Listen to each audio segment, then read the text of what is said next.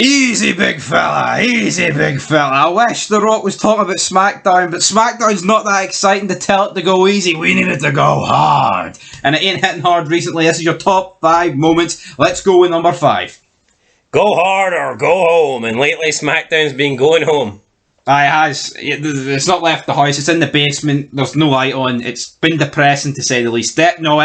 You said on the review, we can't all just put it on Bischoff. It is all Bischoff. He is the guy making Raw tick. No, I agree. Bischoff's making Raw tick, but I also think there's other factors. I think Raw got the better of the trades. Yes, but what also helps is every segment Bischoff's in is good. You can't say the same about Stephanie. Yeah, You have to agree with that. No, I do agree with that. Like when Stephanie McMahon's backstage, like belittling like Guerrero and but let's look at Raw. I know it's not going to last much longer, but Undertaker's currently came back on Raw. You've got Shawn Michaels, who I know he's not really done much, but he still feels like a big deal on Raw now. Triple H recently moved to Raw. I just feel like Raw's got all the big moves, and SmackDown SmackDown got also got the big angry giant. The big angry giant. The Un-Americans, I think, are good. For me, Raw's got the best commentary team, despite Cole and Taz being okay. For me, Raw's the show. Right? For the first 3-4 months of the brand split, SmackDown was beating Raw, but it ain't beating Raw anymore. It's not, but let's see what's in it. Numero 5. We had Angle and Ray in our backstage promo. And Angle made fun of Ray's Hispanic background. Shouldn't you be mowing lawns, you little fort? He really likes this, like, Ray's a minor gimmick. Which is a bit weird. And you know what? He's going to cut like the greatest promo after SummerSlam. I'm a man who likes to play with boys, and I can't wait for that segment because that is fucking. If that ain't number 1, then something's dead good. But anyway, this segment was good. It's Angle. The expression on his face when Ray says he's going to beat him at SummerSlam, he's like, "Oh, what? You're going to beat me, little bull, at SummerSlam?" Don't think so. Anyway, coming in. They really like the anti-Hispanic gimmick, don't they? Like they go fucking hard on just wait till JBL does it. I couldn't take Angle serious at the border with a lasso.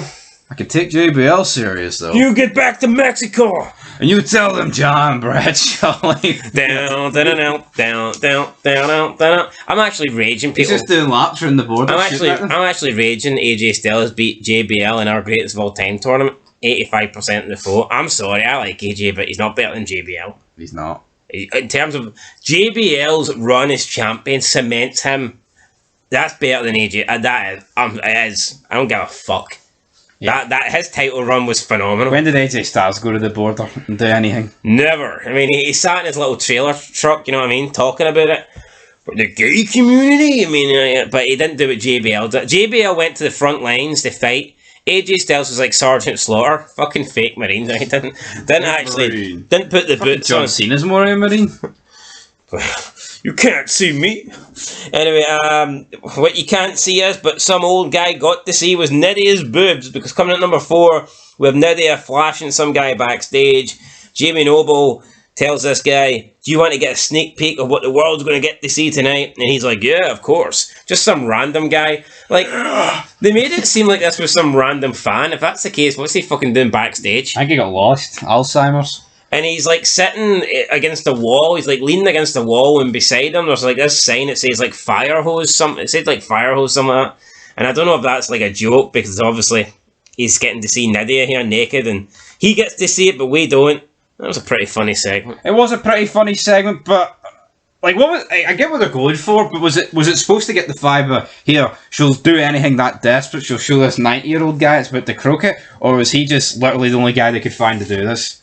Because he looked fucking done. I wouldn't be surprised this guy. See on Raw or SummerSlam, rest in peace, fire hose guy. It's almost like Nydia's got the like exhibitionist gimmick that they gave to Kelly in 2006. However, it's like reversed. You'd Mike Knox desperate to cover up Kelly, but Jamie Noble's the opposite way about. Yeah, Nydia. He's desperate to show off Nydia. He wants to make a wee dime at it. So... yeah, is that the gimmick here? Is that where we're going? Is Jamie Noble making money here? Who knows? Or is he, maybe he's making money for the Cruiserweight Championship. How much longer will he hold that belt though? We don't know. Coming in number 3 though, we have Matt Hardy. The entire segment here where he's talking to Shannon Moore and Hurricane. He's like, you know, I can get a big pop. You guys are okay, but you ain't Matt Hardy version 1. He says that he guarantees he can go out right there, right now.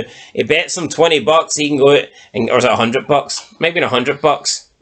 I can't remember, actually. Anyway, it was dollars. He bet them dollars. Did he have $100 to spare? I don't know. He bet them dollars that he could go out and get a big, massive pop, like a Hulkamania-sized pop. He went out, and he didn't really get this big pop. I mean, he got a little bit. Oh, yeah. But it wasn't this mega pop that he promised us. He came to the ring, he did his poses. Chavo Guerrero came out, kind of made fun of him, kind of says, like, you're delusional here. Matt thought that he was the hometown boy and he was going to get this big, massive hometown reaction. Didn't really happen. And then we got a match between these two, and it was a pretty good match. But it was the moment, it was Matt Hardy being delusional that we put in at number 3. Yep, and Matt Hardy, I think this is the beginning of his good wee run. He needed it. See, unless the Hardy Boys are going to tag team, there's zero reason for Matt to be on Raw, in my opinion. Because see if the Hardy Boys are just going to have single careers, Matt is always going to be second fiddle to Jeff. Yeah, no, I totally agree with that. Like, why Matt's always like done? You can't do like. I don't understand why Jeff can literally put his body on, and Matt just like everything he does is out of shape. But when you look at it, they've always kind of done this. See when they don't have the Hardy Boys teaming up, they've always put them on different shows since splitting them. Well, that's the way it should be. And I think it makes sense. Unless they're going to feud with each other. Because that time in the 2008 draft, when it teased you that they were going to both be on Raw. See, what I wouldn't like is... Or both be on SmackDown, Matt got drafted TCW. Matt turned on Jeff, and Jeff didn't even get like a promo to react to it on Raw. Like, Matt literally just fucked off. Maybe it will next week. You could put in a Battle Royal. A pish Battle Royal. You deserve better, wee Jeffro. Kind of did. Like Jeff Harvey. Anyway, coming to number 2, we have Kurt Angle versus Billy Kidman. If I told you Billy Kidman won this match, you'd probably call me a liar, but Billy Kidman won this match. He did win this match, but, again, it's Kurt Angle, man. See, when Kurt Angle gets beat, it's so comedic. Yeah, he's like a guy... Kurt Angle feels like he can take a million losses and it just doesn't damage him. No. Not many people have got that ability. No, Kurt Angle, he's one of a kind. Did Hogan lose to Billy Kidman? I can't even remember the feud. Did Hogan lose to anybody? Hogan, they weren't even allowed in the same locker room as Hogan. Hogan on his own, they're all packed in like sardines. Fucking hectic, isn't it? I know. Wait, were Nash and Hall allowed in? I don't know, probably. Your brothers are going to wait Jericho's outside. podcast though, he's like, they'd never seen Hogan backstage before. Because he was in his own executive locker room, then he barged in, he's like, "Who's Jericho, brother?" And he walked over and pointed to him, no? Why do I know who Jericho was? I can't remember. Something about like Jericho's shooting Malenko was like outshining what they were doing. I don't know. I fucking doubt that, like, but apparently that's. But you know what? Fuck it. I think Hulk Hogan deserved his own locker room. I mean, the guy was. Why should this guy be changing with fucking Billy Kidman? the guy was wrestling at this point. I mean, these guys in WCW wouldn't have a locker room without Hulk Hogan. I know. So I mean, let's keep it real here. Let me tell you, I think the Hulkster and Dennis Rodman are going to share a fucking locker room with Kevin Sullivan on the boot in his fucking Speedos. What? Fuck, I wouldn't even want to share a locker room with Kevin Sullivan, for fuck's sake. Fucking no Benoit wouldn't. Damn. Anyway, coming in, I don't want to share anything with Benoit. Nope. Coming in at number 1, we have Nadia and Funaki. Funaki, SmackDown number 1 commentator, announcer. Nadia in the locker room. So he's got, I'm gonna go where no man ever go before. The women's locker room. I'm pretty sure Chavo and what's the other guy called? Not Meat. Meatballs? No Meatballs. The other guy. The guy that's the trainer. You got accused. Build him up. Aye, him. I remember at the end of 2001, they burst into the women's locker room. I can't remember what it was about, but I do vaguely remember them being in the women's locker room. I'm pretty sure it was on Vengeance. But anyway, that's where Funaki went tonight. And I'm pretty sure, I don't know if it was me that made this joke or if it was Taz, but Funaki says, I'm going to go where no man has ever gone before. And he walks in, and the first thing he sees Nidia changing. And I just don't know why Taz didn't say on commentary, "Nah, Funaki, every man's been there before." Every man's been there before, Funaki. Now, I don't know if that happened or if that's just something that I think should have happened. I can't remember, but that would have been good. Funaki's the man. Not many people had Funaki action figures, but we did. Funaki, SmackDown number 1.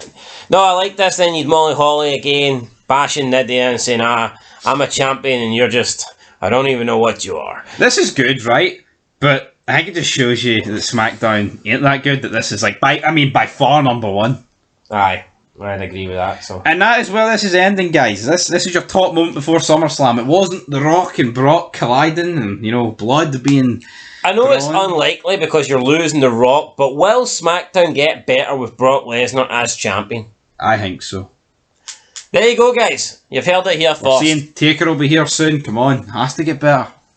Big Evil. Anyway, guys, that's it. Till next time. Peace.